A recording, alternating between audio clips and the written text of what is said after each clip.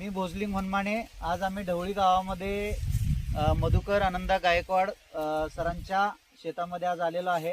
आज ते retire police आहेत. आज बघा मित्रांनो, ह्या ऊस शेतामध्ये आम्ही आलेलो आहे. 70 दिवसाचा असताना पण आम्ही व्हिडिओ घेतला होता आणि हा जो ऊस आहे, हा ऊस 110 दिवसाचा आहे. त्याची बाळ भरणी पण आता झालेली आहे.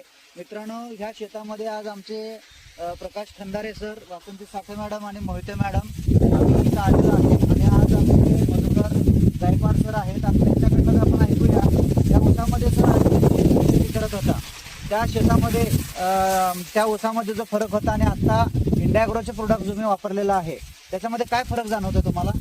इंडिया ॲग्रोचे प्रोडक्ट वापरल्यापासून ऊसाचे फुटवेही भरपूर झालेले आहे. याच्या अगोदर 3, 4, 5 असे फुटवे यायचे. ओके, तर आता फुटवे आपण मोजूया. आता ह्या ऊसामध्ये फुटवे किती आहेत बघा.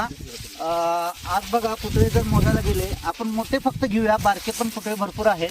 1, 2, 3, 4, 5, 6, 7, 8, 9, 10, 11, 12, 13.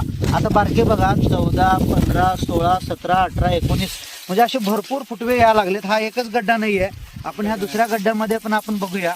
आज बघा मित्रांनो, 1, 2, 3, 4, 5, 6, 7, 8, 9, 10, 11, 12, म्हणजे असे 12 फुटवे आहेत. आता सगळीकडे आता दुसऱ्या सरीमध्ये आपण जाऊया.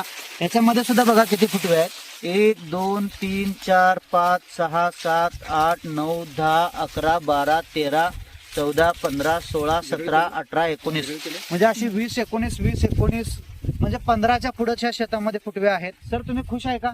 हो, खुश आहे. ह्याच्यामध्ये आता तुम्ही कुठले कुठले प्रोडक्ट वापरलाय? ग्रोमॅजिक, ओलिप आणि भूअस्त्र वापरलेलं आहे आणि बुरशीनाशक सुद्धा आपण इथे दिलेलं आहे. काका, तुम्ही आता हे शेत बघताय, आधीचं पण शेत तुम्ही बघितलेलं आहे. तुमचं नाव काय? दोंडराम बर्मो पाटील. पाटील साहेब, आज बघा, आधीचा ऊस या शेतातला कसा होता आणि आता कसा आलाय, रिझल्ट काय सांगतोय? पहिला ऊस 5-6 फक्त फुटवे यायचे बर, आणि एकच कोंबे येणार. हा, आता बघा 12, 13, 14, 15 असे फुटवे. म्हणजे 20च्या आसपास, 15 पासून 20च्या आसपास तुम्हाला फुटवे मिळालेले आहेत. बघा, आता तुमच्या आसपासच्या शेतकऱ्यांना तुम्ही काय सांगाल? हे सांगणार की आता सांगितलं तुम्हाला. ओके, सर, काय सांगणार तुम्ही तुमच्या आसपासच्या शेतकऱ्यांना?